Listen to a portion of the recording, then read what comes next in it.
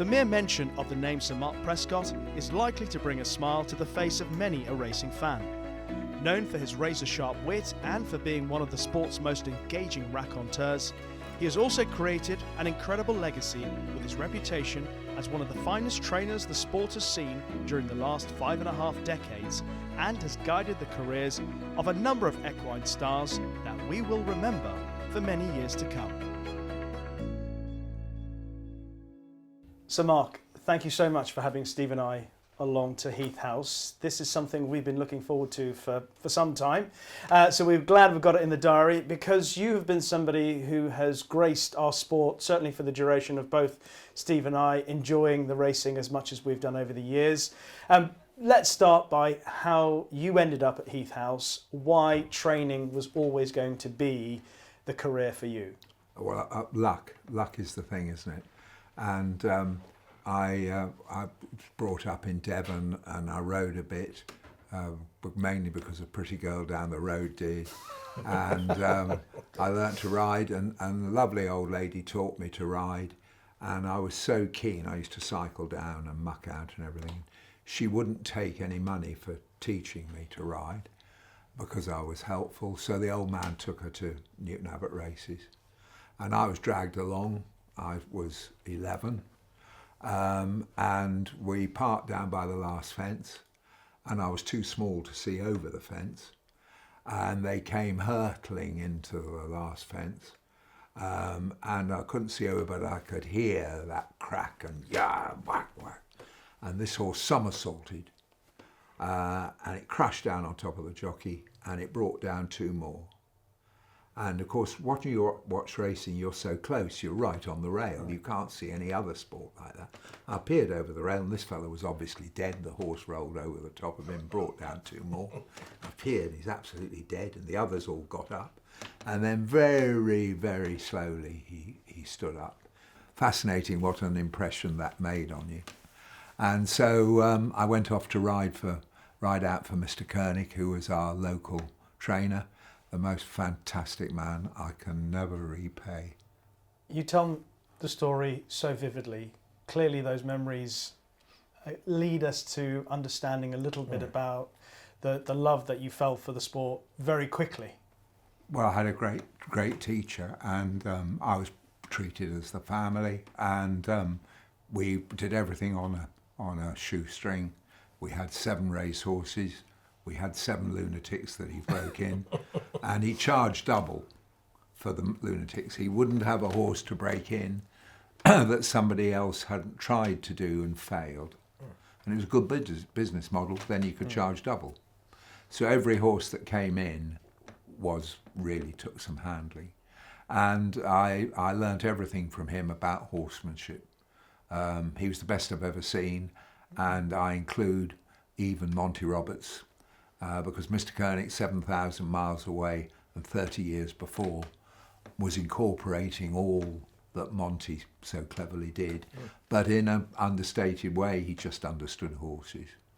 And then when I was 15, being Mr. Koenig, he said, "You better ride that horse next week at Wincanton." I said, "Well, I'm too young. You've got to be 17. He said, "Well, when was you born?" So I said, 3/3/48.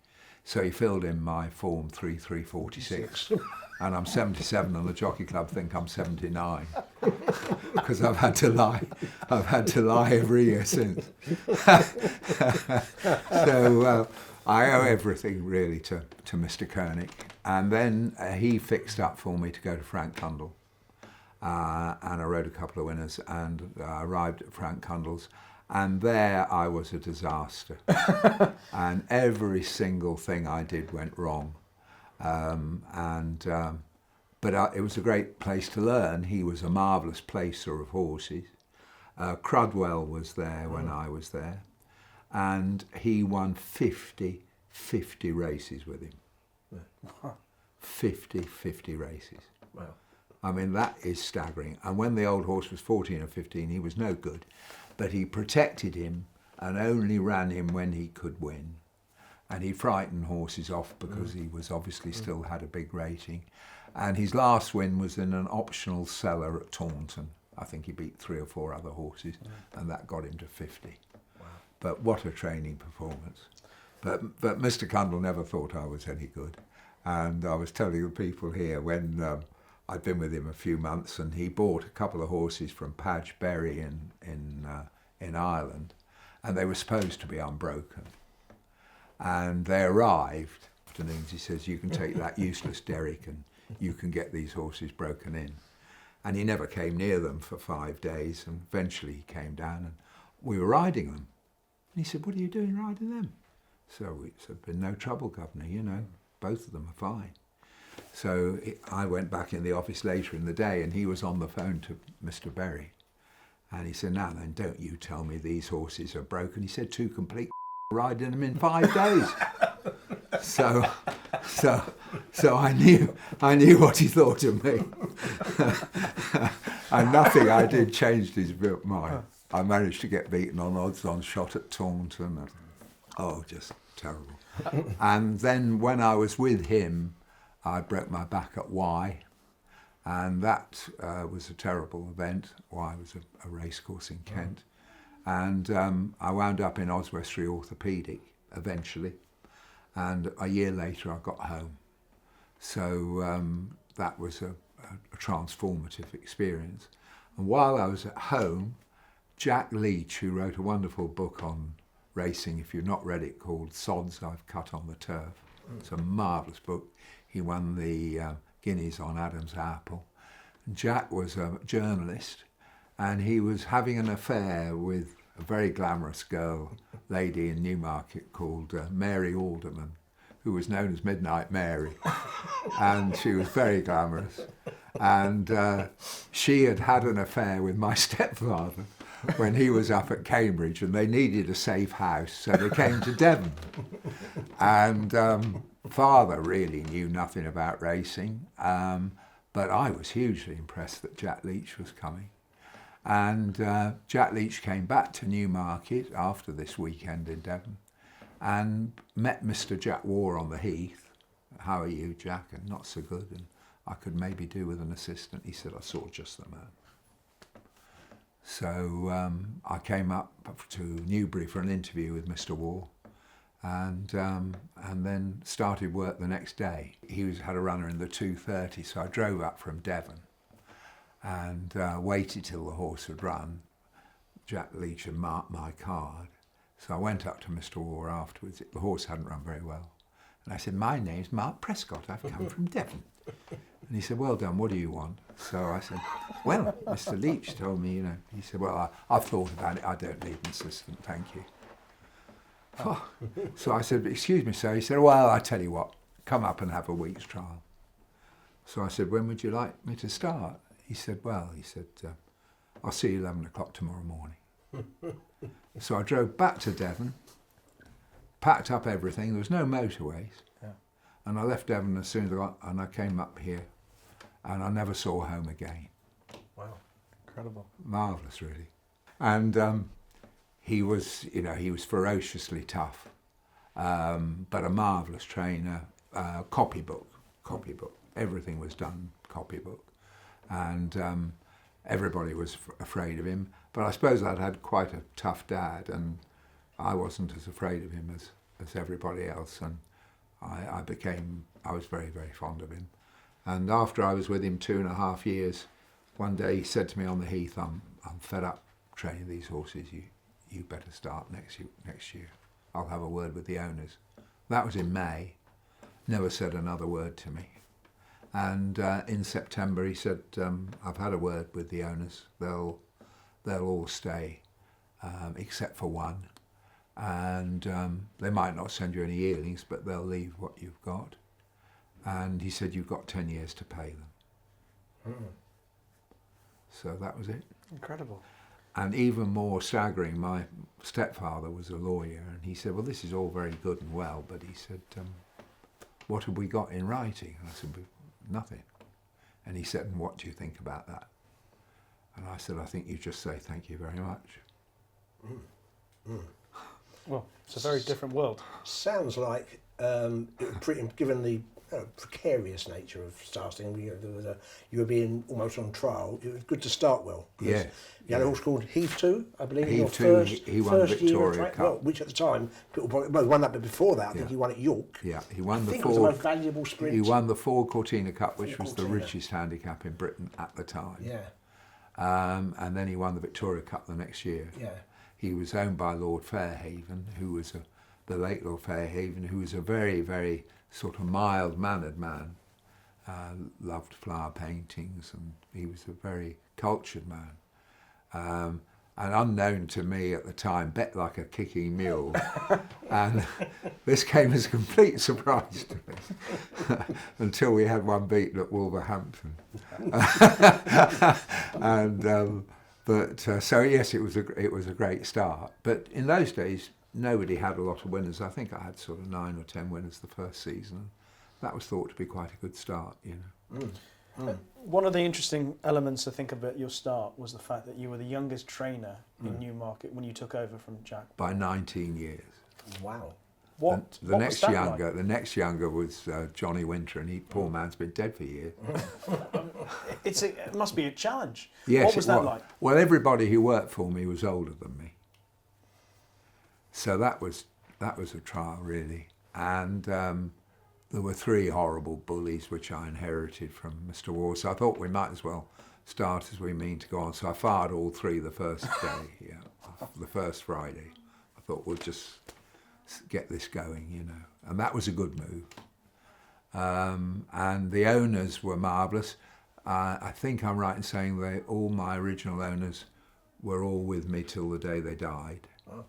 So I was very lucky, but they were mainly owner breeders, and times were changing, and Lady MacDonald Buchanan was my principal owner, and the great stud that had bred Coronac and Captain Cuttle and Abernant and all those wonderful horses, it was beginning to trickle away, and you felt that you were raking over the embers of what had been a great thing. And also I was down the pecking line, so there was Gordon Richards and Noel Merlis and Jackie Sirrett, who all got picked before me. So when you went to see the yearlings at Lavington, you know, you used to say, well, that's a nice horse, my lady, and Sir Gordon particularly. And I'd say, that's a nice horse, my lady, and Sir Noel trained them.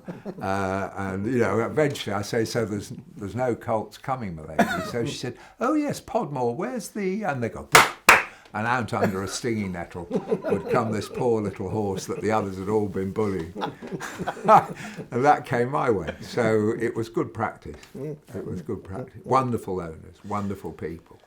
Well, you haven't done too badly with your horses over that best part of 6 decades. We have, between us, Steve and I, we've categorised what we believe will be the best way to go through the majority of them. And the first category that we will focus in on is... one where you've beat the system, horses that have run up a number of victories through their career.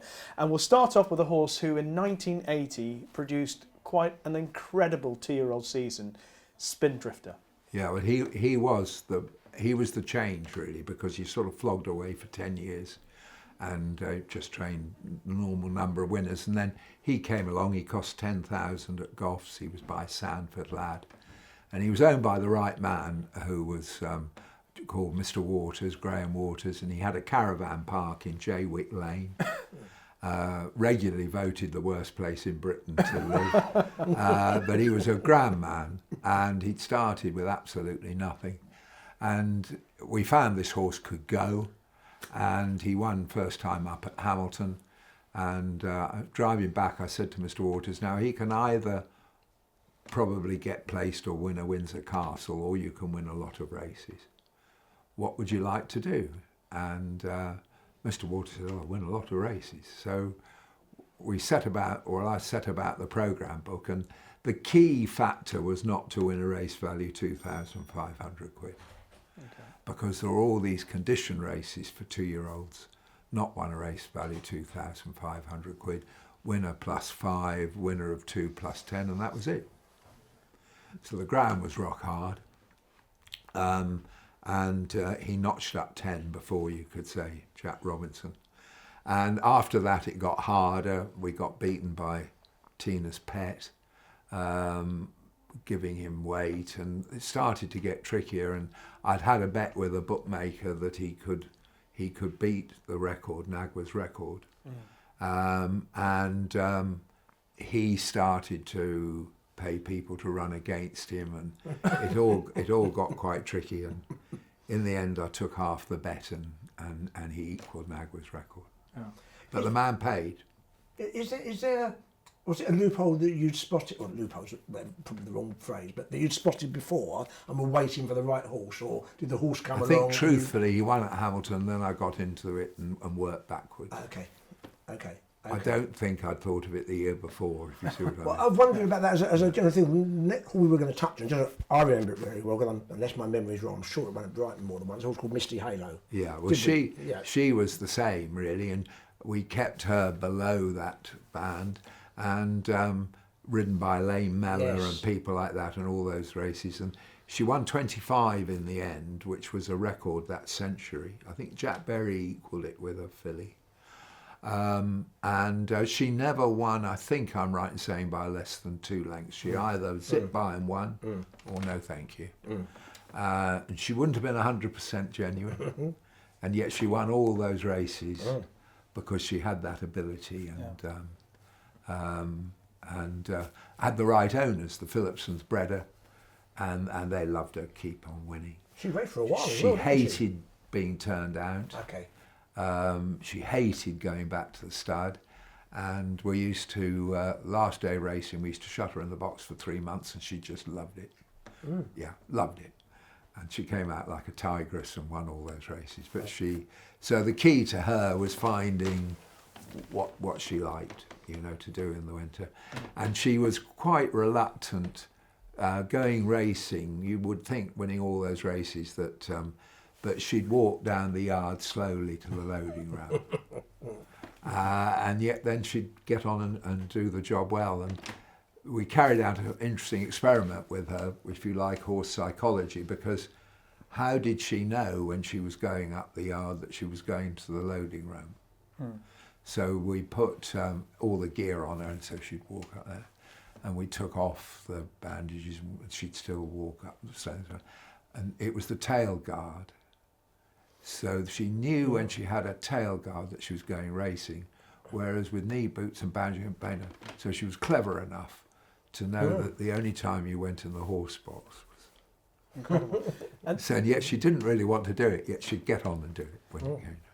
That horse psychology, just listening to the first chat that we're having so far, seems to be quite a significant thing in the way you think about horses and the education that you had. And is that something that's played through your career, that you work horses out in the mind? I think all trainers try to, and it's a question of.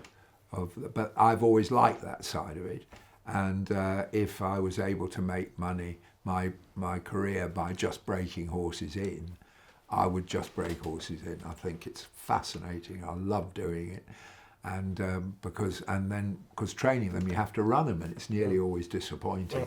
But breaking them in, you're doing everything for them, and in the end, they've got to do the running, but you do everything you can to help them. 2 more horses in this segment that we'll talk about. I'll leave the last one to Steve. But Fall in Line, who won 6 races in a fortnight between the 26th of January and the 7th of February 2004, going from 60 to 86 in the ratings in that space of time. Yeah, and I overdid it a bit because Musafi did 7 in 17 days at 6 different racecourses. I think that's what was staggering. Yeah. So they're really a pair, aren't they? And then they got a bit scratchy after that, everybody, and they changed the rules, and you got, instead of having 1 penalty for 13 days, you got a cumulative penalty, and that really knocked it on the head.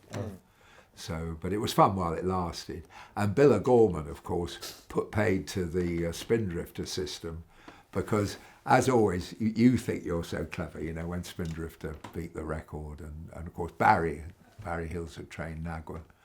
And when Spindrifter won all those races, I thought, undoubtedly you are a very, very fine trainer.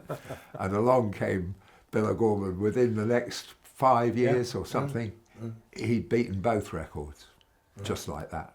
And I remember training Pasternak and the other horse of Chivalry Parks, and they finished first and second. Rudimental, thank you. They finished first and second in the Cambridgeshire. And I came off the stand thinking, my goodness, first and second in the Cambridgeshire, that can't be done. And immediately I was greeted by William Huntington, who said how exciting it was when he'd done it 4 years before, and Steve Norton. And Steve Norton dropped me a line by the time I got home. So, it's no good thinking you're ahead of everyone. Chivalry unleashed on the near side in the hands of George Duffield for Sir Mark Prescott, and it's Chivalry that takes over from Chequered in second. Annie Amos is coming through strongly from far lane, and then Lady Bear from the rear. Chivalry getting tired. Here's Annie Amos thrusting home. It's Chivalry by a half length to Annie Amos. Chivalry all out, down on Chivalry John. Meeting the rising ground as they come into the final half furlong. Over on the far side is Neil Machine. On the near side, Quinton Terry. Concurred of Neil. Quinton Terry is going to win the Cambridgeshire, but it's close.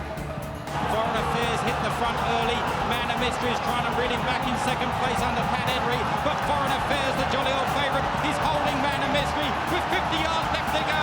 Foreign Affairs, George Duffield, Mark Prescott win the John Smith Cup. They race down towards the final furlong marker now. Stan Rail, Rudimental, the blue cap, Samuel Chambray. Pasternak down the centre of the track with Angel Triumph and Zankol. Finishing fast, Hunters of Aurora. They're inside the final furlong now, and Pasternak has the edge. The stable companion, Rudimental. What an amazing 1-2 for Sir Mark Prescott as Pasternak lands the gamble. Rudimental second. And the grey hastened to add. Is he going to take this race? He's gone into a length lead in the Toad Ebor. Tree of Life, here comes Blazing Spectacle. Cumbrian Rhapsody is running his best race for a long time. Admiral as well starts to pick up from the back. Soloptica also with a run in behind. The bit on the side is running well. They come down towards the final furlong, and the favourite leads in the Toad Ebor. This is hastened to add. A clear by a length and a half. But here come a host of horses to come and take him. Admiral as well through for second place. Soloptica third as he races up towards the line. Hasten to add. Hasten to add's going to win it. Hasten to add. You touched on handicapping there. The next segment we're going to talk about was handicappers, and I mean, there's lots of ways to people imagine that horses are, I know, laid out for this, laid out for that. But Hasten to Add's the first horse we're going to mention.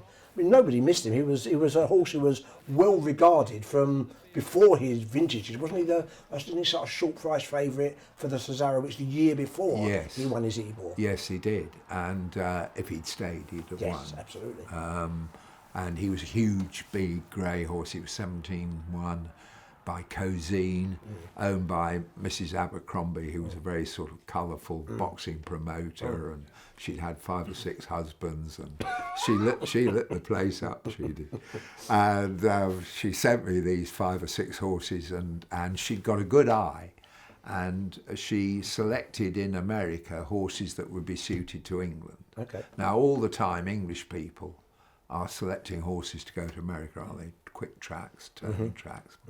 And she did it the other way around. So he came to me, great big thing, Maryland bred, and he could obviously go.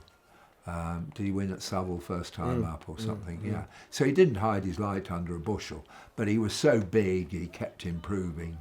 And he was an exciting horse. I can remember him walking in the paddock for the Cesaro, which I think he'd only run 4 times or 5 times before, and this massive grey horse walked in, and there was an ooh from everybody because he was the shortest price favourite in the Cesaro, which is history. It's going 7:13. Yeah, and everybody was waiting for him to come in, and this, of course, normally some little rat comes in, but this great big beast came in, and George and Pat Eddery fought out the finish.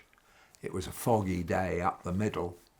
And they were so involved with the finish. George was running out of petrol, Pat was sticking on. They thought they were first and second, and they were actually third and fourth, and they hadn't seen. They were so concentrated on each other.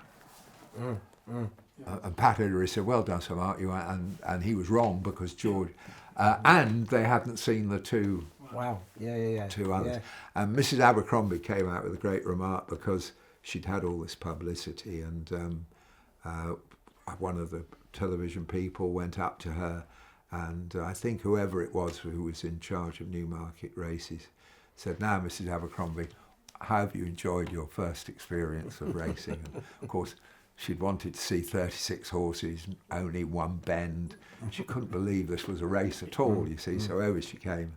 "How have you enjoyed your experience?" And memorably, she said, "Oh, gee, Newmarket," she said, "what a place. All those dukes and duchesses standing in the rain looking at nothing."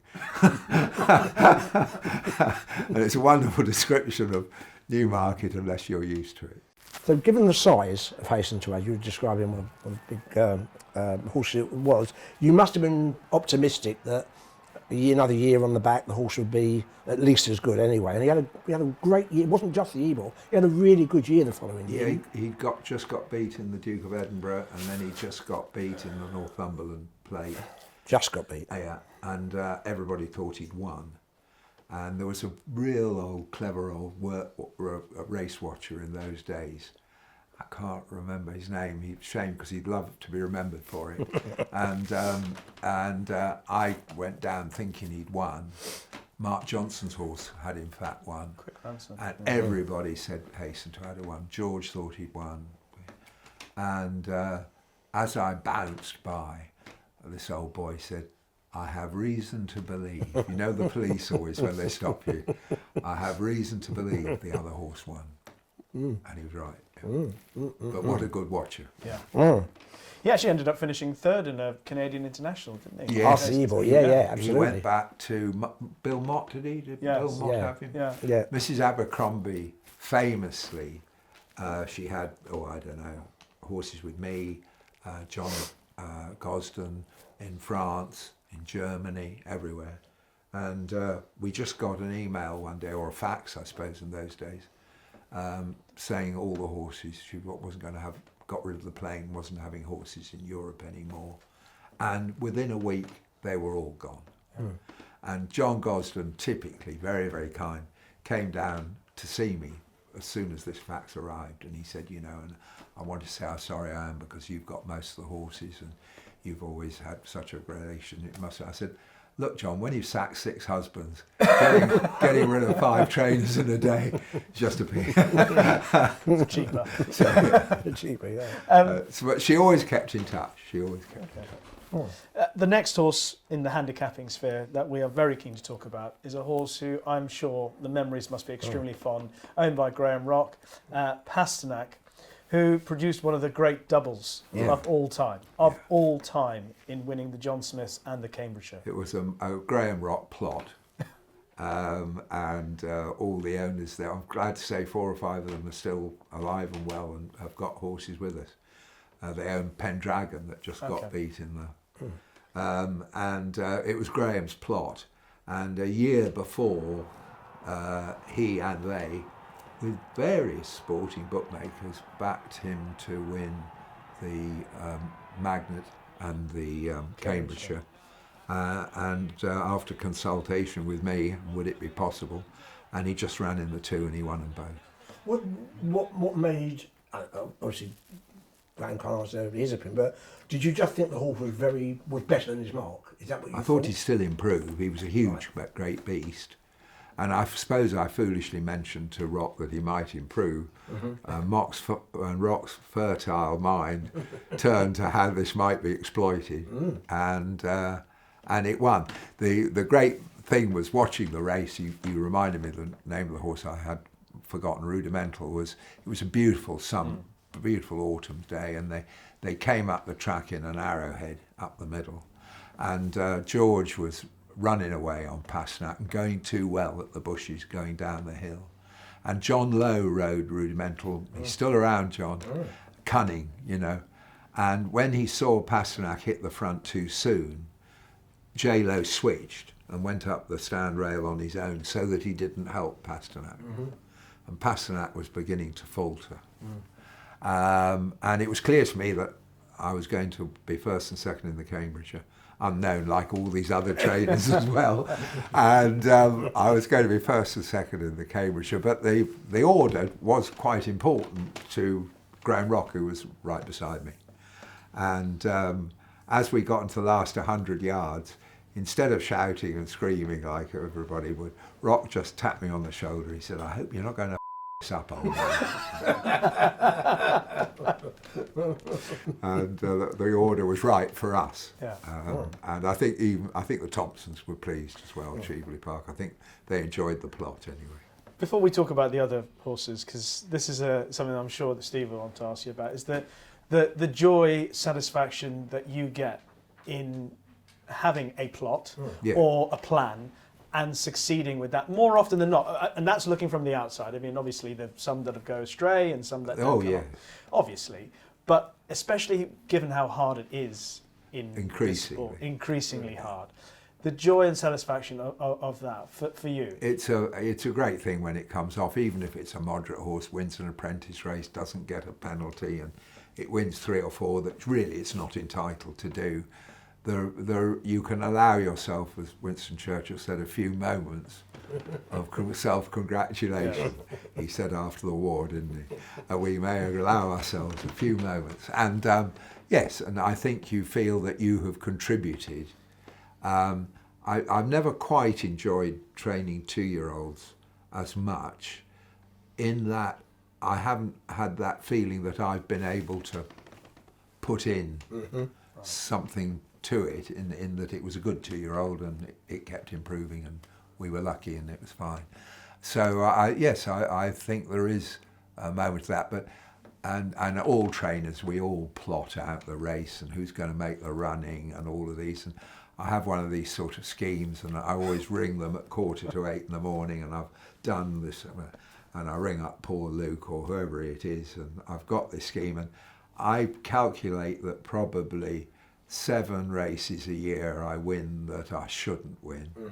And 3 I get beat by being a clever dick and outthinking myself, which is, but the fun is, isn't it, is in trying to, I think the people who like racing, and we love racing, and isn't the reason we love it because we feel that we can have an input into it, and it is complex, and you're not going to get it right every time, but if you think about it a bit more, and you might just do a little 100%. Bit better than the next one. And that's the joy for us, is trying to read what you've done. Well, what anybody, Exactly, what other people have done historically, or what we think you're doing with a horse. Like a cryptic crossword, almost. Yeah. You try that, and you get most of them wrong. And you're dealt this hand of cards if you're a trainer. This is all I've got this year. How can you? And I sometimes say to my owner breeders, when this crucial time, this filly's about to run, and for the first time I say, so I worked her last week, and I'm afraid she's going to need me desperately. It's not going to come about, you're going to have to be at your best. Neil Clark wrote an article on you in The Observer, saying that he likened you to a good school teacher. Learning the capabilities of your student is the greatest gift for a trainer. And to try and enable him to do what he's good at doing. Running a lot, or very firm ground, or tight track, or the ones that aren't very good, you've got to get everything right to help him, haven't you? And you get those bad ones, you get 1 or maybe 2 shots. And that's missed. And the jockey just didn't pull his stick through quick enough, or whatever it was. It's gone. I'm loving this trip down memory lane, and I'm looking forward to talking about the next horse, who's Foreign Affairs. He was marvellous horse, genuine. And he also won the Magnet Cup. He did, in under a great ride. Progressive season. Great ride. From Duffield, all teeth and drive, and the horse was made for him, and neither knew when they were beaten, and they used to go a ferocious gallop, and I remember him winning actually not for George round Leopardstown, and I think Mick Canaan rode him, and I watched the race, and I remember thinking, even I know you're going too fast, and I've not ridden a winner around Leopardstown, but he hung on and won, and the jockey got it right. He was a great horse, first crop of Hernando, so he did a lot to advertise Hernando for Miss Rousing. So he was all together and owned by lovely people. He was, and he took them everywhere. And I enjoyed looking back through some of the horses, and Foreign Affairs would be a good example, where different trips you were happy to try horses over and have a go. Yeah. So he had won the Magnet Cup, and then his next run was in the Ebor. He nearly was the first horse to pull off the double because he was second in the Ebor. Yeah. And he ran a great race. It was a great day, you know, because as you can imagine, the Heath House team had invested on this unlikely event. So it was one of the ones where we got beat, but it was hugely exciting too. I was saying to Steve, extraordinary. So he ran in the Magnet Cup, then touched off in the Ebor, and then his next run after that was in the Arc. And he gave him a great day there. He gave him a great day. He ran respectably, didn't he? Very, very. He's still in front too. Absolutely. Yeah. Absolutely. And but the owners, they entered. A lot of horses is the owners, if they enter into the spirit of it, it doesn't matter. Some of them, you know, if the horse isn't very good, you ring them and say, I'm afraid we're only 67, but if we do this, that, and the other, then we can maybe get it sold. And finally it comes off and this wretched thing is sold for slightly more than you paid for it as a yearling. Everybody's thrilled. But of course all you've done is avoid. But there's been fun in avoiding the bullet. And, you know, so those owners that will enter into it, they can get fun out of really quite a modest horse, and when they're lucky to get a Foreign Affairs. Two more handicappers we're going to talk about, both won the same race. We've already touched on Palisade. You had two other winners of the Cambridge year. I'm interested, Quinlan Terry was the first one in 1988. Don't think you ran as a 2-year-old. How, just the real sort of layman's question, how early in his 3-year-old career did you think? Quite early. Right. Quite early. Interesting. He was more apparent. Okay. He was owned by Lady Fairhaven. Lord Fairhaven was senior steward at the time. And, you know, quite early I said, you know, we might just sneak into the bottom. And Lord Fairhaven said, but I've got to go to the Arc that day because there's an international conference. And so I said, well, you better leave Lady Fairhaven behind. And this was in June and it came off, so it was a great day. The other horse in many ways is from the outside, probably an even better training effort. Would that be fair to say in Chivalry? Yeah, I think he was our best effort. Yeah, again, I won't even bother with the question. Tell us about Chivalry. Well, he was 4 when he won it. And again, I think Rock was all part of it. It was all of them, they owned him. And I said, you know, he ran very well in the Cambridgeshire as a 3-year-old. And I said, of course, you know, the trouble is next year he'll creep up in the handicap, you know. I suppose he'd get beat, but this is his ideal race. So I think it was Rock said, well, what are we running it for then? So I said, all right. He said, save it for the... So anyway, I looked it up and I said to him, I'm unable to find a horse that's won the Cambridgeshire Rock that hasn't run before that year. He said, how far have you guys? Oh, about 60 years or something. So I said, you could do the other 120. And so anyway, we decided to have a go, and he won a short head, beat one of poor Jeremy Nazida's short bomb. Poor Jeremy. I watched the race bang next to him, and I took him round a big crate of white wine the next day, never with a better heart. And he had run his £1 wrong when it was a 3-year-old somewhere. And so he was £1. And Jeremy always said that £1 cost him that and won me the race, because that £1 followed him through. Thinking trainer Jeremy Nazida. I mean, I think that grey filly of his that won the Wokingham, was it the Wokingham? Laddie's Poker too. If it was one of my 10 greatest training performances since I've been in Newmarket to watch. Oh, interesting. That's a compliment. Yeah. Retired young as well. But he said straight away when I arrived with this, he said it was entirely my fault you won.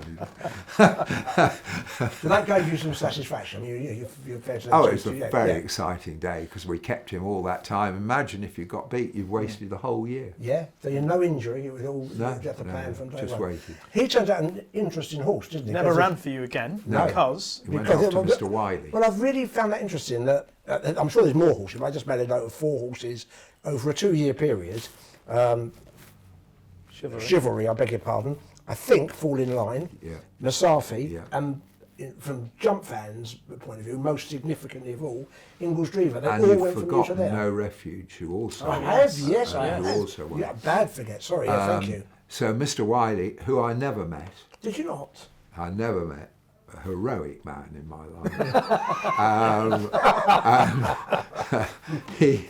He bought through Howard Johnson, and they did wonderfully well. I did. And he came back year after year for, I don't know, 7 or 8 years and bought the horses. And in the end, I used to worry more about how well they were doing for him than for me, because he was such a wonderful buyer. And famously, I think I said at one time that I used to go to bed thinking about sex, and now I wake up wondering if Mr. Wylie's all right. And he was such a supporter, and you know, right up until the time when Howard stopped training, and he was never quite. I don't think he was ever as interested again. No. He had horses with Willie Mullins, because I think he didn't want to offend English trainers when Howard packed up, and he gradually wound down, but you know, he was wonderful for us. Did you ever find out why they were attracted by? You know, but say we just mentioned 5. There may have been more. Any idea? Any Well, I thoughts think on the that? first one did well, and so they kept coming back. And I used to say, well, if you want one of my 3-year-olds this year, I'd have that one. And of course, they started to make more and more money because other people. Yeah. Then so. You know, it was a fabulous thing, and in the end we wound up with Royal Dharma making 700 and something, I can't remember. Yeah. It was a wonderful time, and now the jump trainers don't come to this source anymore. I'm sure they'll come back because there must be tremendous value now. But we used to have every jump trainer down at Newmarket. It was great for the horse and training staff. You used to see them once a year. But now they've gone off other places. But the value will come back here again. Interesting, very interesting. We're going to move into the owner-breeder influence on your training career, and those who've had a significant impact. And the obvious place to start would be with Kirsten Rousing. I mean, we're in a room here, and behind us adorned are pictures of Alborada, Albanova and Alpinista. And those are the 3 horses that we'd like to concentrate on. And Steve, you can start. Well, I think just before you start, I think Chivalry Park were my first owner-breeder. Okay. And they bought Case Law off me. The very nice chap was only Case Law was having difficulty paying his bills, so I sold it to Chivalry Park, and that's how they came. And Pivotal came along. Yeah. And at the same time as Pivotal, I had Last Second, who I bought. And it was through Last Second, who was bred by Miss Rousing and Mrs. Rogers, that Chivalry Park came. So the owner-breeder influence, which had been waning in the yard with the demise of the once great breeders, the Fairhavens and the McDonald Buchanans, was then reignited by having Chivalry Park and Miss Rousing at the same time. Okay, and they've been a mainstay ever They were since. absolutely, still are. And, you know, I've been very, very lucky to have some of their horses. And it's transformed my career. And as any trainer will say, training for owner breeders. Just before you go on, Guy Harwood is the most wonderful fellow and the most sort of level-headed fellow. And I was underbidder to Guy at the sales. James Delahook was buying all the yearlings with Guy, and they were fantastic judges. And we kept on being underbidder for all those people in the Osborne House syndicate. And in the end, we were underbidder for Toagorimu recitations. It was about 4. And Guy, being such a nice fellow, he said to me one day, he said, Mark, get rid of all those owner breeders. Get yourself some fellows with some twine, and then you'll be able to compete for these yearlings, you see. Anyway, Guy, the most forward-going man, forward-thinking man, eventually, all sorts of circumstances conspired against him. But one of them was that the rich men from the city and from building and so on, who had financed a lot of the Guy yearlings, the recession came and they went. When I see Guy now, he's such a lovely fellow. He says, I tell Amanda, look after those breeders. So the answer is you want a blend of both. Alpinista has moved through to pick it up, this Frankel filly. In front now by a length over Goodwood Rebel in second. Bermuda Schwartz is running on back in third, but inside the final half furlong, she is skipping clear. Alpinista from Bermuda Schwartz in second. Nice winning debut here for Alpinista. Alpinista the leader, but Le Petit Coco and Tuesday on the inside are battling really hard as they race up towards the final furlong. Alpinista having to pull out a bit more. The Oaks winner Tuesday drawing alongside her on the inside. There's only a neck between her. Alpinista's having to be very brave here, and she is. She's got all the courage in the world and goes on to win the Yorkshire Oaks. He gets to work on Alpinista. Verdani, Torquator Tasso is closing with every stride. They race up towards the line. Alpinista wins! Alpinista has won the off. It's Alborada, the grey filly. Yellow cap licks the rails, comes insatiable with a strong run. Dave Lardy is held for a place at best, but it's going to be Alborada's day. Up the line, Alborada wins the Dubai champion for insatiable. Plenty of good chances. Alborada goes on now. Inside the final furlong, Alborada with the call. Two in second place, Kabul. Really eating ground is Shiva as they race up toward the line. Alborada lifts the champion stakes again. Alborada the winner, Shiva is second, fillies 1 and 2. We'll start with Miss Rousing, which we're definitely going to come back to Chief Jump for sure, but Alborada, selfish, is a bit of a favourite of mine. I thought she was almost an underrated filly. I think she was very good, but couldn't believe it. She was a decent 2-year-old. She won twice. The last one was a Group 3 race, but turned up in the race in Ireland, the Park Stakes, which she won. Yes. The future Oaks winner was behind her. Yes. Yes. But they always say the race is no good. At the time, and it always works out well. It's rather like that Goodwood Maiden. Everybody says not as good this year. It always is. And she beat lots of good horses there that day. Last Second won it before, so it's been a good race to us for that. And they said the race was no good when Last Second won it. I can't remember, but again, it worked out very well. Well, a 3-year-old career, one of just constant progression, wasn't it? She was a really, I mean, in many ways, I'm sure going into it, you probably had this plan about where she'd run, and she answered almost every call. She went to Ireland to win the Pretty Polly, she won a Nassau, I think, and then obviously I think she went to the Irish Champion and got beat, and then won the Champion Stakes. It must have been a dream season. Yes, it was, and she kept, and of course Alpinista kept improving. And Albanova kept improving, and Alborada kept improving. And when they'll keep improving, everybody leaves you alone as the trainer. They're not wanting to change jockeys, change distance, change this. You aren't having a million people advise them. You're left to do it. And so I was so lucky to have high-profile horses that kept on, and you didn't have all those terrible disappointments to account for. And did things go amiss the following year? As in, she was run much less times.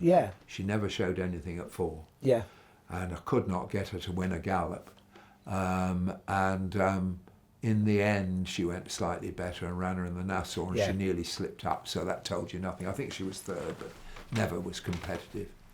And then she still didn't work very well. And Miss Rousing is persistent. When Miss Rousing can see, well, she will keep them in training. You know, famously, Alpinista was 5, Albanova was 5. She'll keep them in training. And I was beginning to get a bit faint with Alborada not working so well. And Mr. Rousing said, no, keep going. And we kept going. And she had a gallop with Farmost, who was the most marvellous lead horse I've ever had. He was a listed winner himself. And she worked with him exactly the same terms as she had worked the year before when she won the Champions League. Okay, interesting. And Miss Rousing said, well, I really don't want her to run unless she'll win.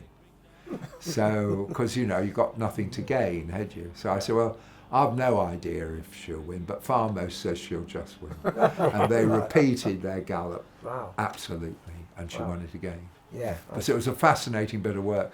Of all the gallops I've watched, 4 or 5 stick in your mind, and that was one of them. Alborada's full sister, Albanova, also proved a top-class filly in the end. She ended up winning 3 Group 1s in Germany. What about her? What are your memories of Albanova? She was less easy. She was difficult with the stalls for a long time, and took lots of work. it was very difficult because she'd go in the stalls at home and wouldn't on the and would be difficult on the race course. I think she only once refused, and yet you could put her in as many times. So that's difficult to cure. And she took much longer to be good. And when she became good, she had a lucky season. She needed a bit of rain. And I'd declare her for this race in Germany. It'd be good to firm. And as the plane landed, the rain would come down. And she got her ground 3 times. We all know those horses who are so unlucky they never do. Mm-hmm. She got it every time. And she became the grandmother of Alpinista. So Indeed. I'm eternally grateful. Just one thing I want to ask. A couple of times for the wins in Germany, you used Terence Hellier. Yeah. How did that come about? I can't remember really. I suppose I was stuck for a jockey. And who was the lovely man out there? Connolly. David Connolly Smith. Connolly Smith. Yes.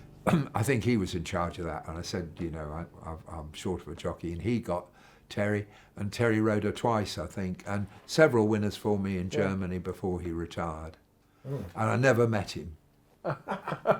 And J.B. Akeem, he's ridden, I think, 20 winners for me in France, and I've never met him. It's completely unnecessary. I bet you spoke to him, though. Oh, yeah, spoke plenty, but I've never met him. Yeah. So, and as you mentioned, Albanova's granddaughter, Alpinista. Talk us through the progression that she showed. She was 1 from 3 at 2, 1 from 4 at 3, and then from 5 at 4. 4 to 5. She never got beaten again. Yeah. She was the dam stayed very well, and when she was able to win first time up at Epsom you'll probably have it in June, July. You know, she obviously could go. Very surprised when she got beaten the Prestige. She, after that, she just got better and better and better.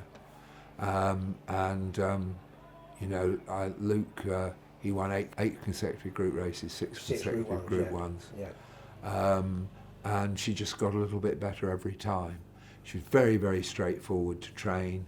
I had no input other than not getting in her way, really. Straightforward to train. She's also really, from the outside, very straightforward in races as well. Yeah, very. You could make it, you could hold her up. I think people underestimate how important it is to horses to be versatile in how they're ridden. Yeah. And the reason why Wizard King won whatever, all those races you were saying before, you could hold him up, you could make it, you could. Yeah. And she was the same. And if they crawled, you could lay hand in. If they didn't, you could help her because she was so straightforward. But she did most of it. And you broke a lifetime's habit and turned up on Art Day. Yes. Under pressure or because you wanted to go? I think by then I wanted to go. But Miss Rousey very kindly gave us a lift, and it was a great day, you know. Sort of the 3 things I remember about it was Miss Rousey who bred her, and of course it was the fruition of 40 years of breeding. And then in the taxi on the way back, I said, "Now, what did you think of that, Miss Kirsten?" And she said, "Well, you know, I always thought she'd win." Excellent. That's like being mother. My mother was the only person who ever thought I'd pass an exam, you know. And you know, Miss Rousey had that sort of faith. And then Luke, of course, you know, not the great stylist and everything. I said to him, "How was it for you, Luke?" And he said, which is very memorable. He said, "Well, on Friday night I watched 11 Arc de Triomphe. And on Saturday night, I watched another 11. And I rang Johnny Murter." And he said, when I turned into the full straight, I realised I was going better than any of the 22 I'd watched. Wonderful. Yeah. Absolutely wonderful. I had the great pleasure of being there on the day I interviewed you for ITV. And it's the only time in my entire life interviewing you, Sir Mark, that you were as emotional as you were on that occasion. Normally, you're calm, collected. I am normally. But I suppose, you know, I think, obviously, it's the association, isn't it? If you hadn't had all the family, I trained his grandmother. If you hadn't trained for Miss Rousing for 40 years, if Luke hadn't been your jockey for 11 seasons, it means less, doesn't it? You know? So there's a lot of There's a lot tied up in it, isn't It's it? a great story, wasn't it? I mean, it is, from the owner's point of view, the owner breed, but it's so And good I think that she it was ended that. favourite, so there was no Yeah. out favourite, Yeah, no yeah. fluke, or No, not at you all. know, and you had to think it out. Not at all. And we never never made a mistake with her, except when Tasso Torquato won Yes. the year before, and I had opted to miss it and win the German Group 3. Somebody said to me at the sales, "Do you regret not running her in the Arc?" And I said, "Well, I know I made the right decision at the time because Torquato was 66-1, so why should I be running?" Yeah. But in hindsight, I suppose that was the only slip up we made with her. One more thing about Arc Day, and having been there on the day itself, was the amount of goodwill Yeah. Yeah. for the fact that you won the race. Great for Luke, great for Kirsten Rousing, but there were a lot of people, all the travelling Brits, French trainers, French people, French racing fans. I was there watching them come up to you one by one. You had to... It was a great day. I got kissed by Jean-Claude Rouget, yeah. and Andre Favre, which I gather is unique. Yeah. So yes, it was a great day, and I've been at it long enough to know that you should enjoy it. Yeah, absolutely. Absolutely. We're going to move into Chivalry Park, who, as you Yeah. already alluded to, have been a hugely influential owner-breeder for you. Steve? Yeah, again, pivotal, well named really. Turned out to be all sorts of things, a fabulous sire as well. But at the time, again, how early did you see this horse as being as good a sprinter? He was a very interesting horse because he was a better stallion than he was a racehorse, Yes. of course.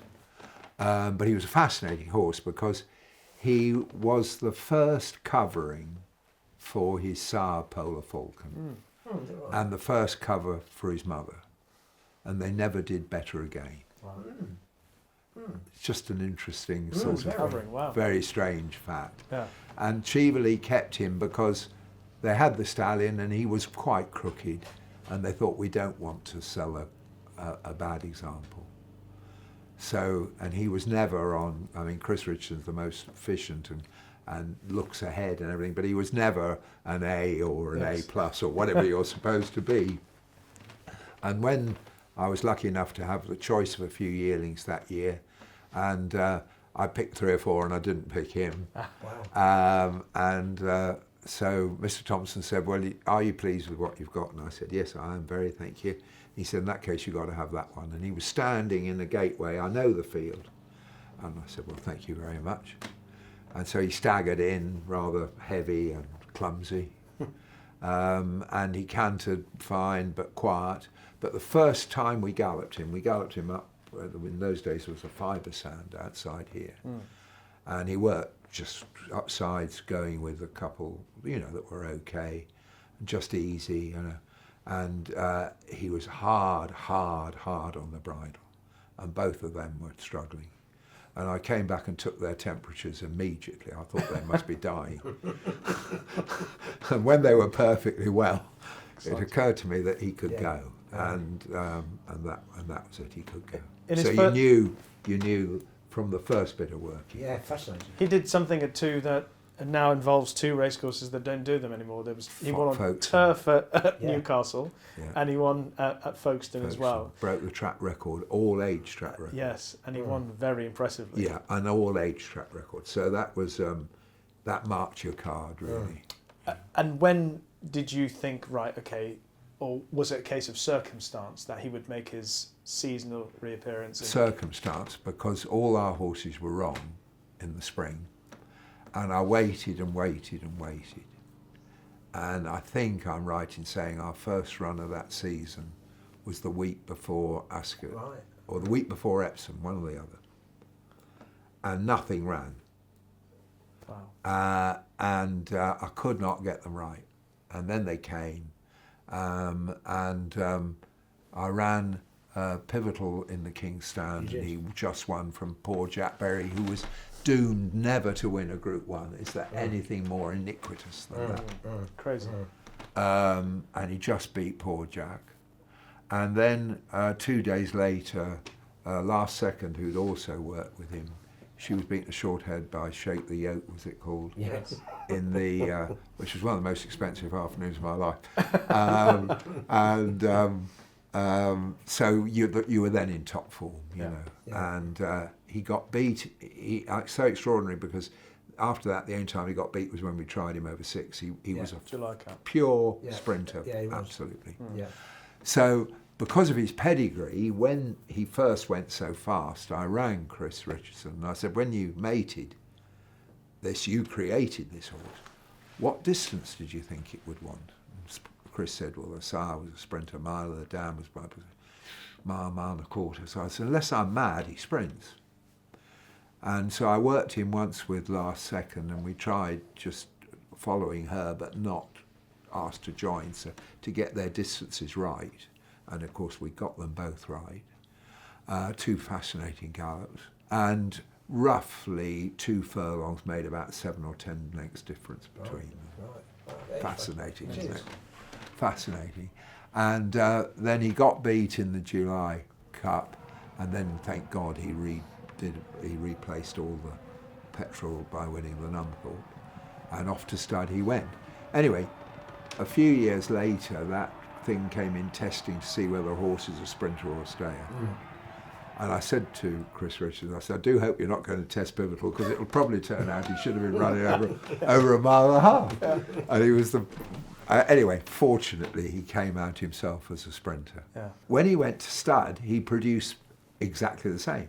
Some sprinted, some stayed. Yeah. And from his first crop, we had, there was one out of Finlagan, who I trained to win 6 races over a mile and 6. That won the Abernant. And one out of Danehurst, who'd been placed in, and that won the Prix Penelope a mile and a quarter. So I always said with Pivotal that when he went to stud, it was up to the trainers. You didn't know what you were going to get, other than it would have a very good nature, and it was probably quite good. And for the reputation originally as lots of them like soft ground, that isn't obvious. He didn't. No, I say that's not at all obvious, is it, from his racing career? So the inexact science, eh? Yeah. So he was such an interesting horse because some traits came through and some didn't. Yeah. Another Chivalry Park, Confidential Lady. Yeah. Who won? Seb Sanders' his great day. Great, yeah, absolutely. Got a wonderful picture of Seb and William walking the course, boiling hot at Chantilly. And the trainer sensibly was here and watched on television, and she'd been second in the Guineas and then disappointed in Ireland, and the betting was up on the telly, and she was 4-1, and I thought it just shows the wonderful respect the French have for me as a trainer. Now I looked more carefully, it was 40-1. I was straight on the phone and did as much damage as I could. Brilliant. Yeah. Well, she won well as well. She did, and she was afterwards was good, and at 4 was no good at all. Yeah. Only ran her once. I waited and tried to repeat what we had done successfully with Alborada, but she never did come at 4. Yeah. Alborada, by waiting, you got there. Chivalry Park waited with Confidential Lady, never got there. Next one we'll talk about was something that you were saying before. You almost think it's a forgotten horse in many ways, which is Huray, who was a really good 2-year-old. Very good, and got better. She didn't start off by being so good, but each run she got better, and she ran like a startled deer. She won the Chivalry Park 4.5 lengths. I think that was a record for God knows how many years. She wound up the highest rated 2-year-old in the world and is completely forgotten. Yeah. And was sadly disappointing at stud. Yeah. Again, no rhyme or reason. No. But that 2-year-old career, because obviously she won at Kempton on her debut. Yeah. And then she got beaten in the Albany. Yeah. She finished at Newbury. 3rd at Cherry Hinton, then 6th in the St Hughes. Yeah. At that juncture, if you said to anybody, now there's a filly who's been going to go on. She's going to win the Lowther, the yep. Serinia at Kempton, and the Chivalry Park, they would have been taken aback. I think A, she came better, and B, we started to make the running with her. Yep. And so I think that was a case of tactics rather than I think because she was a frightened deer, we'd try to hang on to her, and she was better let go. And was she always just a 2-year-old? Yes, you I always felt thought that? she'd have a real job to train on. I never thought she'd win the Guineas, but we had to have a go, and we did really well winning a listed race with her at Epsom as a 3-year-old, because basically she wasn't anything like she was. Well, we've got a few others that we'd like to touch on, if that's all right.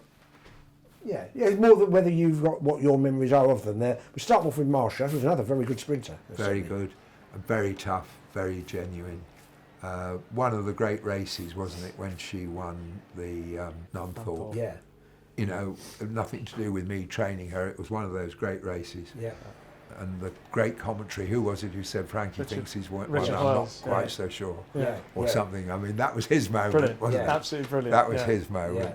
And I never thought she'd won. I was looking around Ealings with Miss Rousing in Ireland that day, and I didn't think she'd won. So that was a great day, and of course she enhanced Luke's Longchamp reputation. Yes, in the Abbey. Won the Abbey. Yeah. And she was owned by all those people. Yeah. And when we sold her, she made 6 million, Yeah, wow. which was the world record in Europe. Yeah. Yeah. And for a syndicate, I mean, fantastic, wasn't it? Yeah. And Elite Racing, they were able to buy a stud and a thing, and they'll carry on now, hopefully, entirely due to her. People always talk about sprinters being tough and the fact that they race over short distances, so you can race them. But in her 4-year-old career, she ran some mighty races, and obviously she won the Abbey at the end of her 3-year-old season. She ran at Newmarket. She was 3rd in the King's Stand, 2nd in the Sapphire, 3rd in the King George at Goodwood, won the Nunthorpe, 2nd to Batash in the Abbey. Yeah. I mean, just tough. Yeah. And a reliable horse. That was the thing. Unreliable. That was the thing. Of It just, if it went her way, she won. Yes. And if it didn't, you know, but she would always run about saying. And William, my poor assistant who's been here, he witnessed the famous gallop with Farmost and Alborada we've been talking about. That was his first day here, 26 years ago, I think. And poor William, we watched her win the Abbey from one of the barn end boxes at the sales.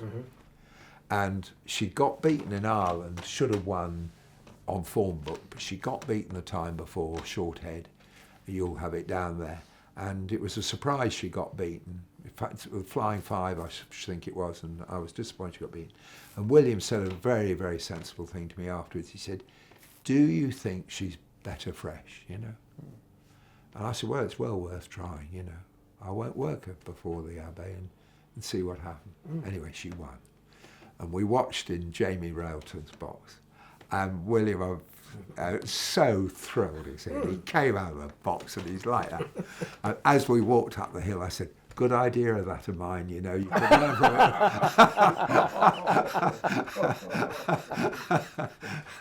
The most terrible torture. But it was entirely his idea to... We wanted to talk about Last Second and Allelujah, in no particular order, but you were saying Last Second is quite an important horse to you. Last Second was probably the most important horse in my training career, in that I bought her with Paul Webber for Prince Faisal, Denford stud, who owned Consent, who won the Group 1 Absolutely. last month. He came to me, Prince Faisal, as the baby prince. He was 13 when he had his first horse with me. Wow. And he's now a very elegant and erudite 50-something-year-old. And the first horse I had for him won that nice fillies maiden at Salisbury, is it the Quidhampton or you know? And he was 13, and as soon as she passed the post, he was mad on racing. I got this phone call, and he said, "It is good, she has won." So I said, "Yes." He said, "But is she group?" Is that what you said? Wow. So even at 13, you know, so I always say to Prince Faisal, now it doesn't work badly, but it is not group. And anyway, so we had a good commission to buy something for around 100, which in those days was a lot of money. And Paul Webber was managing then, and off we went. We bought this filly, light framed, but beautifully bred, Miss Rousing and Mrs. Rogers, and she went on to be champion 3-year-old filly of Europe last second. And because of that, Miss Rousing sent me Alborada. Because of that, Mrs. Rogers sent me Allelujah. Wow. And all those horses there. Is it 11 or 13 Group 1 winners? Wow. Yeah. Entirely due to buying last second. So extraordinary. Absolutely extraordinary. You need luck. Yeah. And I suspect we tried to buy 4 others before probably, her. but I can't remember. But luck is so important. And Prince Faisal was late arriving, and he'd given us 110 to go to whatever it was, and we had to stop bidding. And literally at that moment, he ran up at Goffs and said, "Is this ours?" And we said yes, and he had one more and got it. So she was called last second for that reason. Wow. So luck. Allelujah was famous for being one of the... Yes, well, to be fair, you won Tom Coaster Cup there. Not like wonderful filly. Yeah, but she was a certainty for the Cesaro. Wonderful, she was. And she was getting better and better and better. And she won 6 off the reel. And the handicap weights came out exactly 3 days after she'd won Doncaster Cup. She was raised 14. And I can remember tying my tie and looking in the mirror, going up to Sadler and thinking it'll take an Act of Parliament to get this beaten. And Miss Rousing had not wanted to run her because Mrs. Rogers were in partnership. Miss Rousing wanted the black type. Mrs. Rogers was more commercial and fancied the prize money. And then each would, when I rang them on Sundays, because I ring all my aunts on Sunday, Miss Rousing would say, "I wonder if you'd have a word with Sonia," and explain to her. And Sonia said, "Just have a word with Gertrude." So, of course, I didn't enter into it. But in the end, she ran in the Cesarewitch. And she was absolutely cantering at the bushes. I mean, absolutely cantering. And she fractured her pelvis and finished on 3 legs. And Mrs. Rogers and I were watching as she was unsaddled. And of course she's standing with one leg up. Oh dear.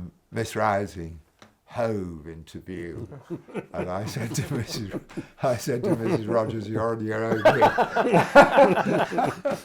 And Miss Rousing was at her very best, and she looked at Mrs. Rogers and I, and she said, "Comment, I feel, is superfluous." Oh, beautiful. So yes, it was one of those days. Dealt with beautifully. A few more horses, if you don't mind, to touch on. One of them, arguably one of the great characters for us watching from the outside to deal with, the Giant. The Palisade, horrible boy.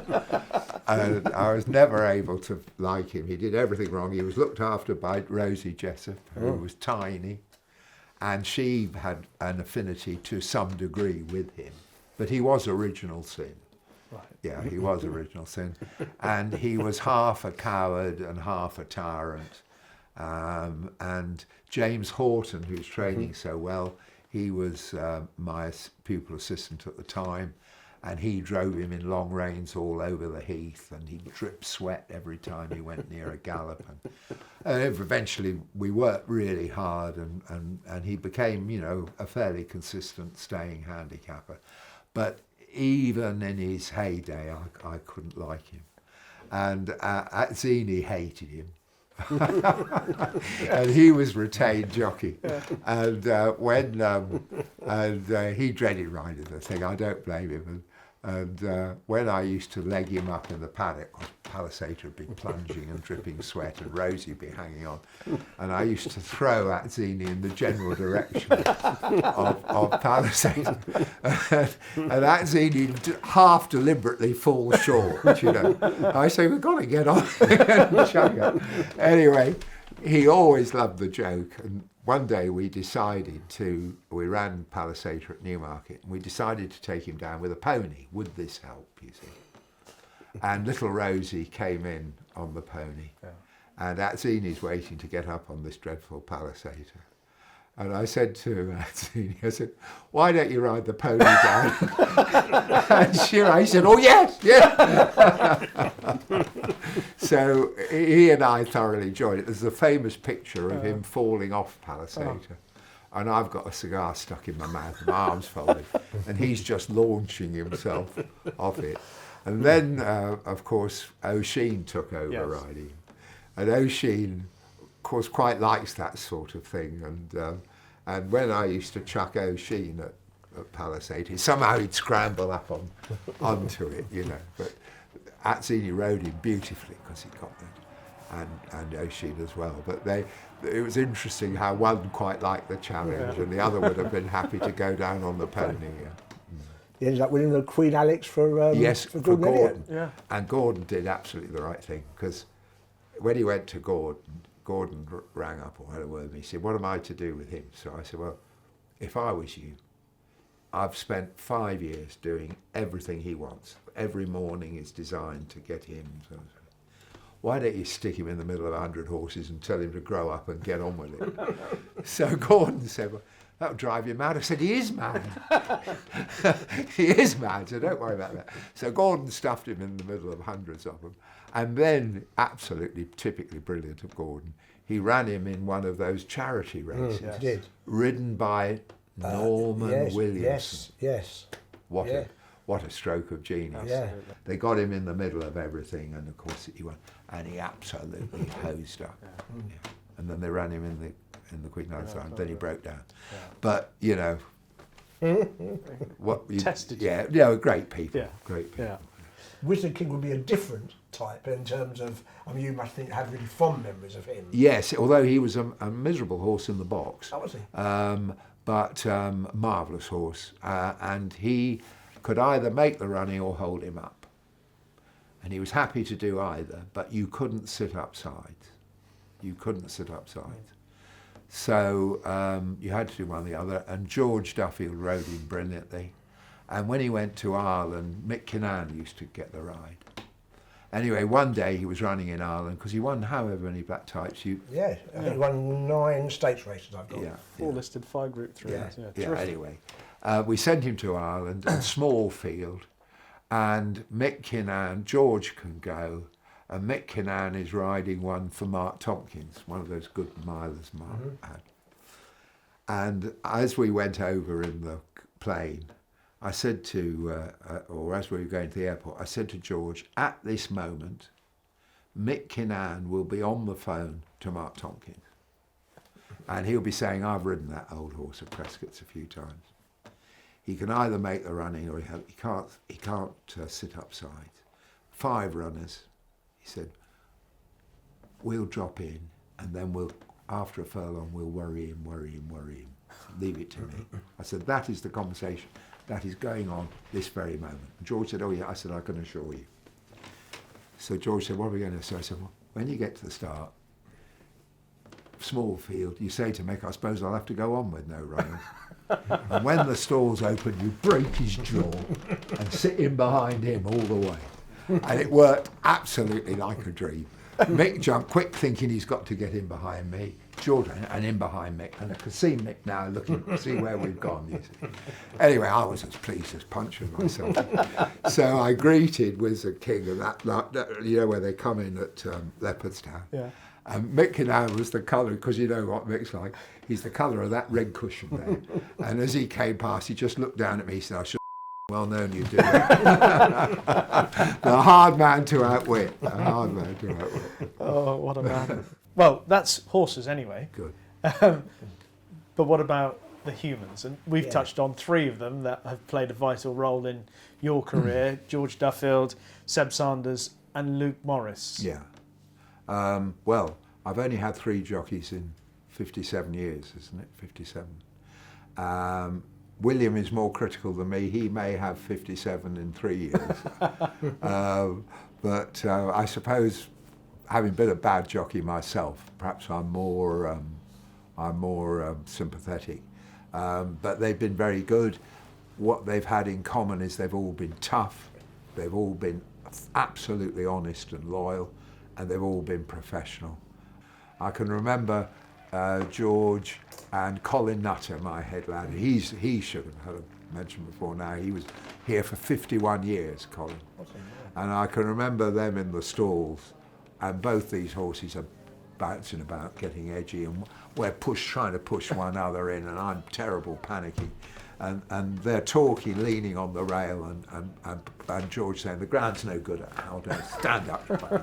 And they're completely and I remember thinking, how lucky can you be? Two people who impart no fear, no worry, no anything. You know. So how lucky can you be? George at his best front running and never faltered. When one came up sides and it went a neck up, he never faltered, because the horse is dying to stop, isn't it? And as soon as he feels you, just imperceptibly, George never ever, and he'd get back again, And of the photographs I've got of those teeth, and it was great to see, and his great day in the sunshine came riding Giant's Causeway and doing just that. And the world saw, when he was in his 50s, what I'd been lucky enough to see for 30 years. So, and he will die thinking he's never ridden a bad race. Absolutely guaranteed. And I said to Mrs. Duffield at the sales a couple of years ago, I said, you know, George, marvellous, he's never ridden a bad race. She said he's very critical of that. I said, absolute rubbish, not at all. And I said, watch this. So George was there. I said, now then, George, I was just saying to Mrs. D that the worst race you ever rode for me was on Ream at Folkestone. He said, that laggard Hollinshead should never have had a licence. He came. And that's 40 years ago, and he's still not to blame, you know. So George, whatever, Seb was very self-critical. I can remember the year he won the title, or divided the title with Jamie. The pressure, he got better and better and looked better. Jamie began to look tired, but rode just as well, of course. But Sanders thrived under that pressure.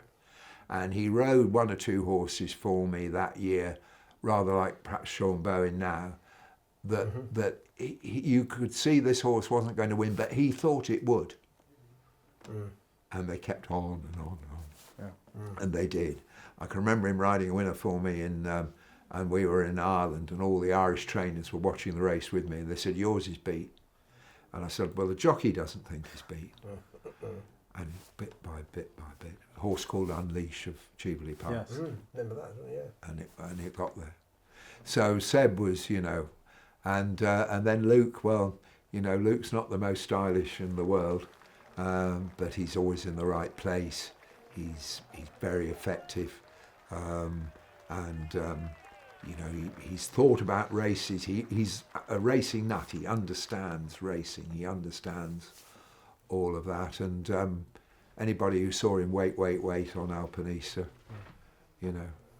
So I've been very lucky. And famously, I said with George, I couldn't say I'd never looked at another woman, but I've never looked at another jockey. And I think I've always been happy with the jockeys I've had. And I think jockeys ride on confidence. And I think if you can give them confidence, and horses race on confidence, if you can give them confidence, then I think they're better for you probably than other people. Yeah. Just to be philosophical for a brief moment, one of the things that's often spoken about in the sport, both negatively and positively, is loyalty. Yeah. Quite often, because of commercial demands, people change jockeys. Yeah. Owners have that freedom to do that, yeah. And that seems to be something that you've put a great store on through your time in the sport. Is that fair? Well, I've been lucky to have very loyal owners, and that's very important. I think you train better for people you've got confidence in. You've got this horse that's not very good. The ground might be a bit quick at Carlisle, but it might be its only chance. Yeah, let's run it, you know. And they'll understand and they'll be with you and so on. If you've got moaners and groaners, you say, oh, if I run it at Carlisle and it gets beat, he'll moan for the next week, the ground was too fast. So you don't win it. You train so much better for people that you have confidence in. That loyalty cost you owners through that time? I suppose probably has. But, you know, the big thing is I've always said, always take a bad horse for a good man. Because next year he'll be a good man and he might have a good horse. Never take a good horse for a bad man, because next year he'll have a bad horse and now you are in trouble. So I think, you know, I think I've been very lucky to have nice owners who hopefully regard Heath House as a team rather than, you know, and they want to see Seb do well or George do well. Or You've I think always that's kept it part quite of it. compact as well, haven't you? Am I right in saying? Well, I've never had. We've got 50 boxes here, Yeah. and we've never had more than 65 on the books. So, and there was a time, famously, when we turned down 60 yearlings. Shake but- my hand? Yes, and shake my hand all at once. It was a busy time. But it was only because I didn't want to. That was the moment when you either say, "Well, I want to be champion trainer," or you say, "I would like to keep on doing it like I." And when I've looked round evening stables and I've felt 50 legs, I've never really come in the house and thought I'd like to do that 4 more times. That's great. That is really good. I think once is enough. By the time I've done them, I've had enough. Yeah. Yeah. So I've never wanted to have more, but I've never wanted to have empty boxes. Yeah. So the trick has been to make sure that you just have enough. I think very successful. The big trainers, unfortunately, do it very, very well, which is a constant disappointment to me. And I think they do it well. They'll might say otherwise by breaking it down into units of roughly 50. They have a yard manager for 50, roughly. And I think that my 50 is as much as I can do on my own without having to have, you know, other people feel the legs and look round evening stables and all of that. Yeah. So I've enjoyed doing it that way. So it's no good grumbling if you're not. No. Yeah. We've obviously talked a lot about horses, about people. You've been lucky enough through your career to see some of the great moments in our sport. From a political administration point of view, looking at our sport, things have changed enormously in the period that you've been training here at Heath House. And there's an element of the sport being in a very precarious place in terms of finance and the future of the sport. What's your view of what the future holds for British racing? Precarious is the right word. I think none of the winds are blowing in our favour. I think young people want to bet on things that are quicker. They don't want, you and I like all that research of badly drawn, out of form, bad jockey, soft ground. Yeah. We like all that. Yes. But I think modern people would rather bet more quickly. I think modern people understand animal sports less and less and will continue to do so less and less. The tax and the betting framework at the moment is perilous, but it's always been perilous. I mean, you know, when famously Whig closed down 8 racecourses, and imagine that now, closing 8 racecourses just like that. You know, so we've been through it before, if it is a retreat, it wants to be a well-managed retreat. That's what I think. We've got to make it as interesting for everybody as we can. But no, I think things have changed enormously. I mean, when I started, you made entries 4 weeks in advance. Yeah. You try doing that now, 4 weeks in advance. Yeah. Best you get it right. If you suddenly decided his trip was wrong, you got 4 weeks to wait before you could run him. Handicaps were tremendous fun then because you had different handicappers at every meeting, and they did all the races. Wonderful. No possible way he could do sprinters, stayers, 2-year-olds, whatever it is. So something was always well in. You know, he'd absolute howler. So you'd see this 4 weeks in advance.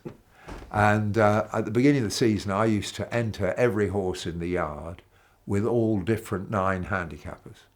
And Mr. Gibbs and Mr. This, and one of them would have it £10 lower than the others. So then you waited till he'd got meetings all at the same time. Do you see what I mean? And you could say your own, we're not going to run till May the 15th at Bath, and then, boy, he's going to be busy. He's going to go bang, bang, bang, bang, bang. Just where Mr. Price is handicapping, you see. Fantastic, the excitement, you know. Sounds more fun. Well, it was. The only trouble was there was another one there, which another competent trainer, he'd also spotted. So in a way, it was self-policing because the clever trainers, they all arrived with theirs well in, and the lunatics arrived where they were badly.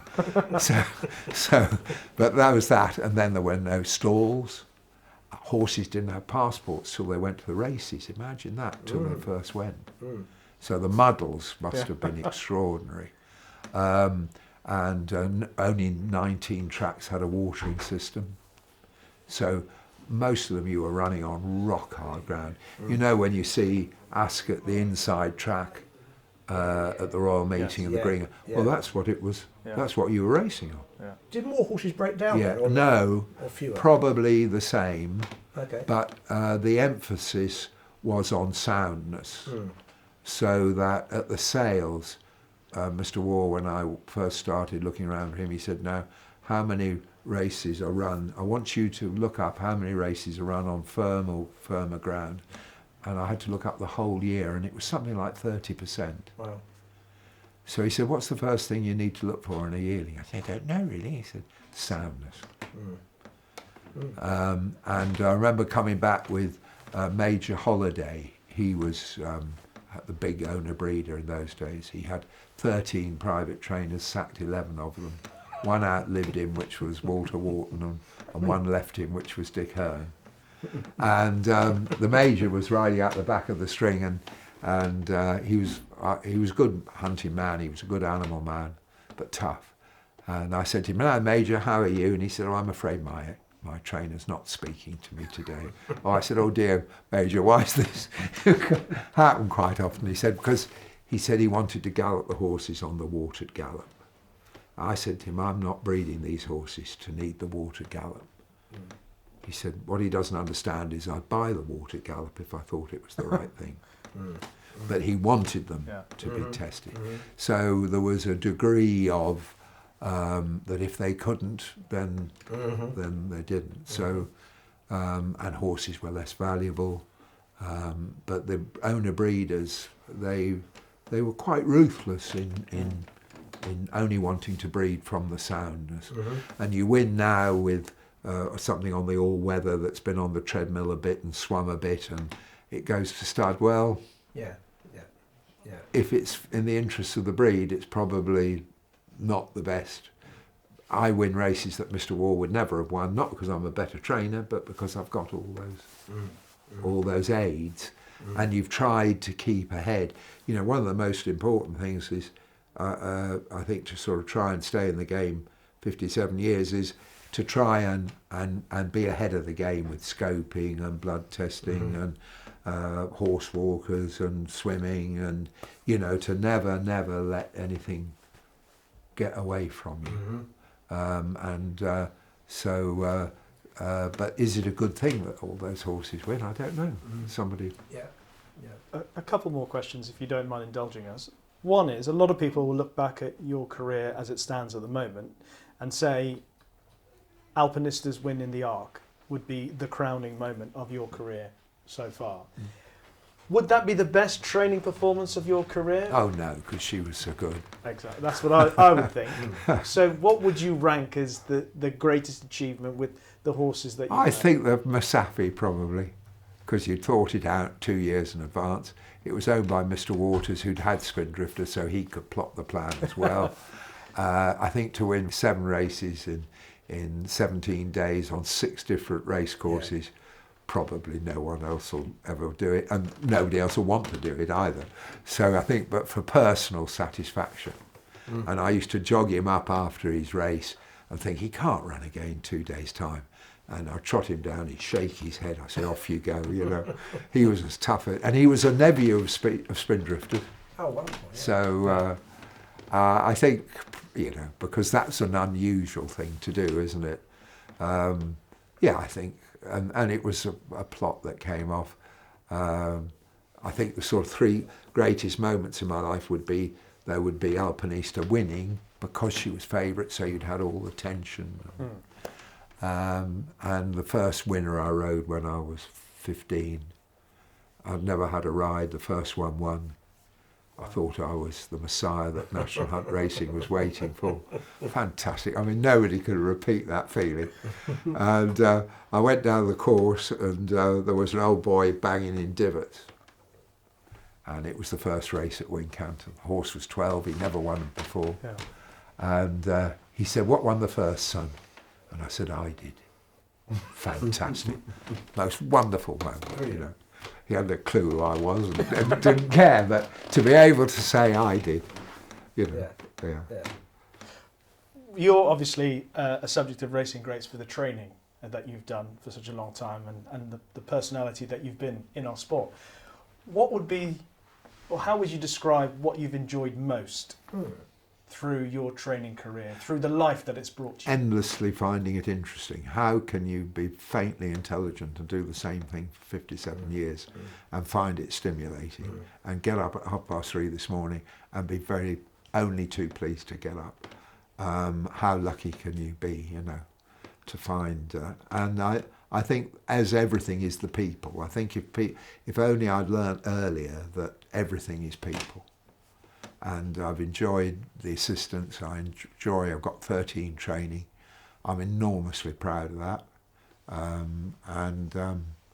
I think that's probably your legacy, is the people, isn't it? The horses get forgotten.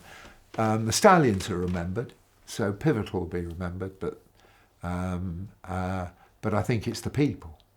And hopefully, I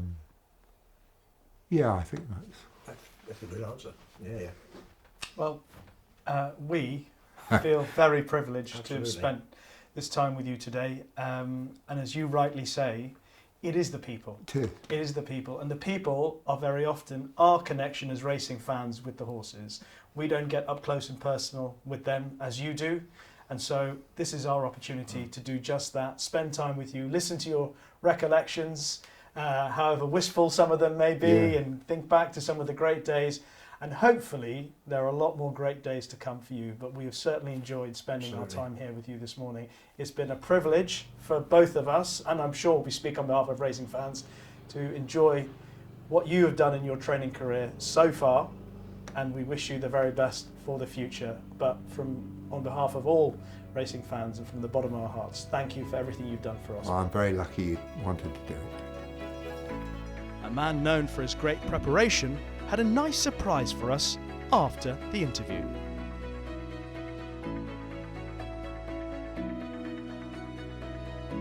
So Mark, a beautiful array of photos and some quite poignant. Just pick up on a few if we can. I mean, this gentleman you spoke fondly of earlier. Yes, Sid Koenig. Yeah. Marvellous man, and impish, and his own man. Nothing ever fazed him, and he used to have some terrible fall, and he used to come up and say, "I wouldn't have missed that for anything." Marvellous, you know. I had more fun with him, and I learnt more about how horses think. What was the main thing about Sidney Koenig that you felt that you learnt re-horses? What was the thing that you've got to think like them? Think like the horse? You've got to think like them, and they don't think like you. He was dead right, you know. So all those Monty Roberts rugs and things like that, he taught me to think like that. And then this marvellous edition of the Racing Week from Saturday, December 10th, 1966, has at the centre of it a lovely article about Frank Cundall and mentions Crudwell. Yes, this is Mr. Cundall, who never thought anything of me at all. He would have been staggered to see me here being interviewed for Racing Greats. He'd have said, "You must have gone mad." But he trained Crudwell, who won no less than 50 races. He won the Ascot Stakes, placed in a Gold Cup. He won 30-something steeplechases. And I was with him when he won his last race, which was an optional seller at Taunton. And he managed to convey that the horse was still good and people wouldn't take him on. Wow. A fantastic placer of horses, but he'd have been staggered that I was here. I'm sure someone that wouldn't have been staggered and would be delighted that you're still here This is Jack Alfred James Waugh. Yeah, Jack Waugh was my governor, and I had 2.5 wonderful years with him. He was ferociously tough on himself and on everybody else, but he managed to inspire tremendous loyalty. He was a wonderful gun dog trainer, and he understood animals and nature, but he was hard on himself and hard on everybody. I was able to repay him latterly in his life when he became very ill, but he virtually gave me Heath House. So without him, none of us would be here. I mean, I think the very first thing you said to us about your career used the word luck. Yes. I mean, lucky to be involved with so many wonderful people. Proper people. Yeah. And, you know, when you think how many years later this is, and I still never saw a better horseman than Sid Koenig, or a better placer than Frank Cundall, or much better men than Jack Waugh. Brilliant. Brilliant. Now, this is chap here, claiming 7 in the year 1964. And I proudly continued to claim 7 at the end of my another nasty, snarly little face. And thanks to Mr.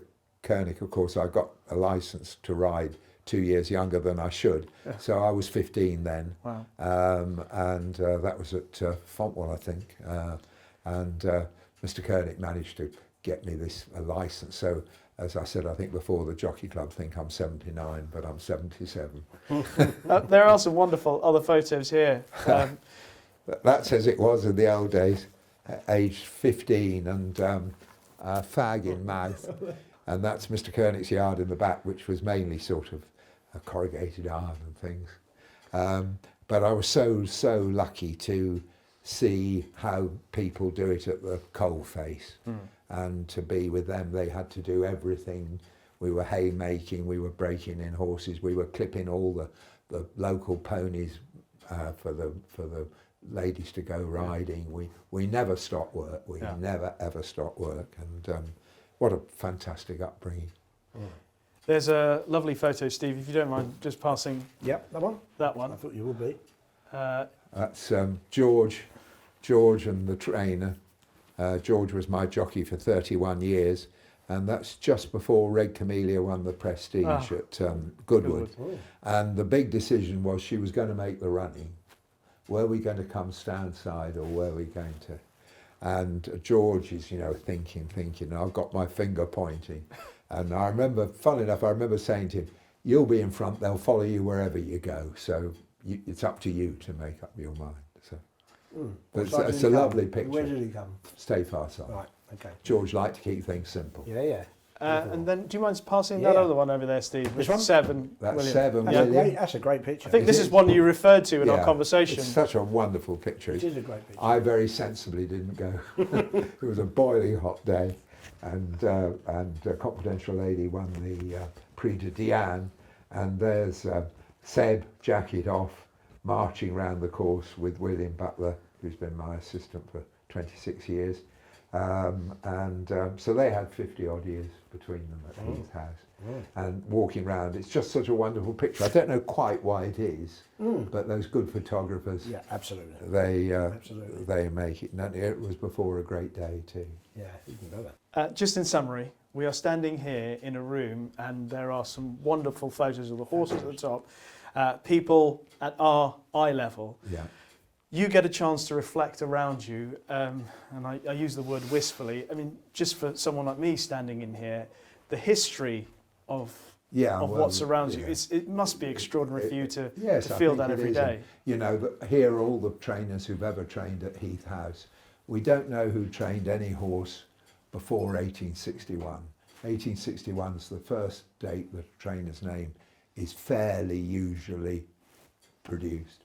So you start off with Joseph Dawson, Matt Dawson, George Dawson, Mr. Huggins, who brought over Todd Sloan, the first jockey to ride short, American, Andrew Ferguson, and then you go along Jack Brewer, Harry Sadler, who died in my bedroom. I always think of him on the 14th of June, Fred Butters, Walter Earl, and so on. And Mr. Waugh was apprenticed to Basil Jarvis.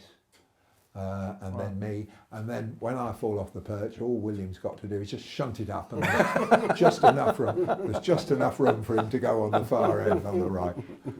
Can I just say, by the way, that photo of you, it in some way just encapsulates the image of you through the majority of your training career. Grumpy. Well, thoughtful. Grumpy at Goffs. Yeah. So I think you realise where you are in the. And Mr. Waugh famously, I said to him, "How did you get on with Mr. Jarvis?" And he said, "Well, I worked for him for 2.5 years. If I did anything right, he never told me." But they got on the same wall. Yeah. Oh, lovely. Thank you very much Pleasure. for this. Thank you. Absolutely.